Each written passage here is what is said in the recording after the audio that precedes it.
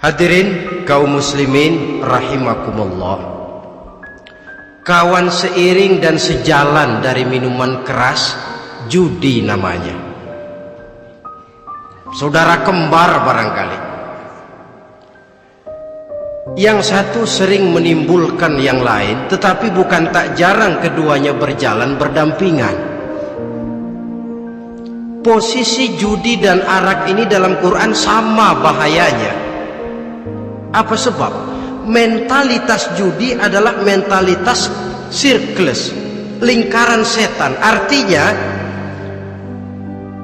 yang menang biasanya ketagihan, yang kalah biasanya penasaran. Ini yang menyebabkan orang tidak mau berhenti. Kalau dia menang, dia ingin mencoba untuk menang dalam jumlah yang jauh lebih besar lagi. Kalau dia kalah, dia penasaran, kenapa hari ini kalah? Barangkali sial, besok malam saya tebus. Mental semacam ini memang sulit untuk berhenti. Kenapa judi diharamkan dalam Islam?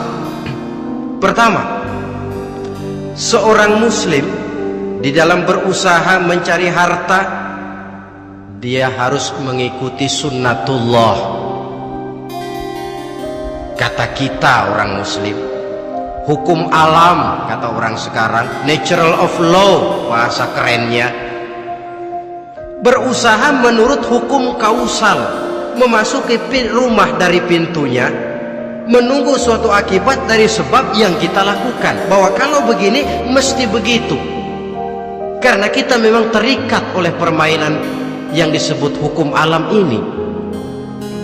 Hidup bukan undian, jangan mengharap untung besar tanpa mau peras keringat. Satu pagi Khalifah Umar bin Khattab radhiyallahu an masuk ke masjid. Beliau lihat ada orang sedang berdoa khusyuk betul. Ditunggunya 2 menit, 3 menit, sampai 10 menit lebih belum juga selesai. Agak lama orang itu berdoa. Selesai berdoa, dihampiri orang itu oleh Sayyidina Umar. Beliau tanya, "Saudara, lagi apa tadi itu?" "Berdoa ya Khalifah." "Minta kepada Allah?" "Tentu minta kepada Allah." "Minta apa kamu?" "Minta rezeki." "Sudah lama?" "Dari tadi habis sembahyang subuh." "Dapat?" "Belum." Ya memang kata Sayyidina Umar, "Inna sama la tumtiru zahaban wala fiddatan." Langit itu tidak mungkin akan menghujankan emas, tidak mungkin pula menghujankan perak. Jadi orang dilarang duduk bermalas-malas menunggu keajaiban yang datang dari langit. Karena memang hidup ini bukan undian, jadi jangan mengharap untung besar tanpa mau peras keringat. Di dalam berusaha kita terikat oleh sunnatullah. Kalau begini sebab penyebabnya, akan begini akibat yang ditimbulkannya. Yang kedua, Islam menjadikan harta manusia itu sebagai benda berharga yang dilindungi. Mengambilnya dengan judi termasuk memakan harta orang lain dengan cara yang batil. Yang ketiga, judi itu sendiri dapat menimbulkan permusuhan dan pertentangan antara para pemain itu sendiri. Meskipun kelihatannya kompak duduk dalam satu meja yang saling berhadap-hadapan, yang kalah kelihatannya pasrah, tetapi kan itu cuma kulit permukaan. Batinnya bagaimanapun juga yang kalah itu tetap mendendam. Sedangkan yang kalah di samping mendendam juga mengomel, mencaci mungkin ya lawan bermainnya, ya mungkin juga dirinya sendiri. Dan yang keempat, judi itu merusak aktivitas hidup, membuat orang membuang waktu dengan tidak terasa, dan yang pada gilirannya melupakan orang kepada tanggung jawab. Wah, kalau sudah memegang kartu, konon kabarnya, saya sendiri alhamdulillah belum pernah, Lupalah orang anak, lupalah orang kepada istri, lupalah orang kepada tanggung jawab. Waktu pun berlalu tanpa terasa. Apalagi kalau sudah diiming-iming oleh gambaran akan memperoleh keuntungan yang besar. Termasuk di dalam judi itu undian, apapun namanya.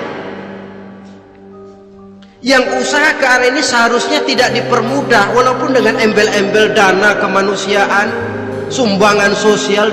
Saya tidak begitu yakin, saudara, bahwa bangsa Indonesia ini sudah begitu menipis rasa kemanusiaannya sehingga untuk berlaku sosial mesti diimbangi dengan hadiah sekian juta rupiah. Saya tidak percaya bahwa umat Islam di Indonesia sudah begitu tipis rasa kasih sayangnya kepada sesama sehingga sulit mengeluarkan bantuan kalau tidak diimbangi dengan hadiah yang sekian puluh juta rupiah. Yang saya khawatir apa? Pada gilirannya di negeri ini akan makin banyak penghayal-penghayal kelas berat, tukang-tukang lamun kelas tinggi, yang hidup cuma ngumpulin jikalau. Jikalau, andai kata, umpama misalnya orang sudah kemana-mana kita masih menghitung jikalau.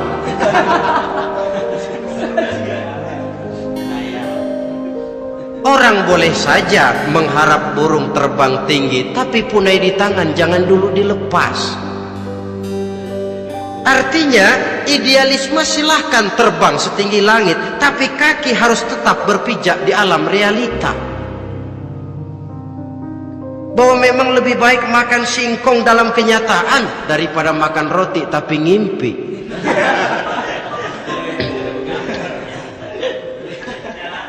Kadang anaknya menangis, Pak minta jajan, ada uang 200 rupiah. Sudahlah sabar, kau jangan jajan, nanti bapak beliin kalau tembus 100 juta nih.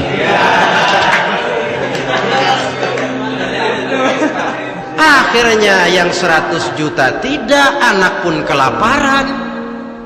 Bukankah akan jadi masalah bagi semuanya? Belum lagi rasa sayang kepada harta yang sudah dia miliki, entah itu tanah, rumah, kendaraan. Kalau sudah kadung kala di meja judi, hilang rasa sayang kepada benda itu. Ada rumah-rumahnya dilelang, ada kendaraan-kendaraan jadi taruhan, ada jam tangan pun copot tanpa terasa.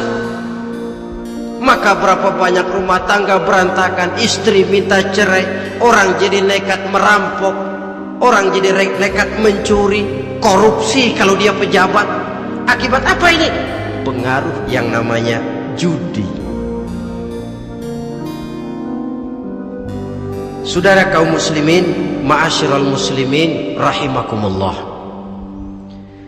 Itu sebabnya di dalam surah Al-Maidah ayat 90 Allah menekankan, innamal khamru wal maisir wal ansab wal azlam rijsun min amali syaitan fajtanibuhu la'allakum tuflihun.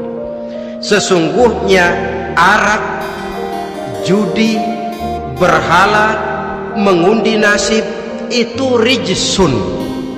Ya Allah, jarang benar Quran menggunakan kalimat rijsun. Rijsun ini sudah merupakan puncak kekotoran. Bapak moyangnya najis, itu rijsun. Rijsun, kotor.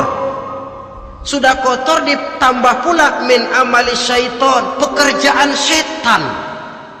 Fajtanibuhu, jauhi. Jangan sampai main, dekat saja tidak boleh, jauhi. La'allakum tuflihun, jikalau kamu mau menjadi orang-orang yang beruntung.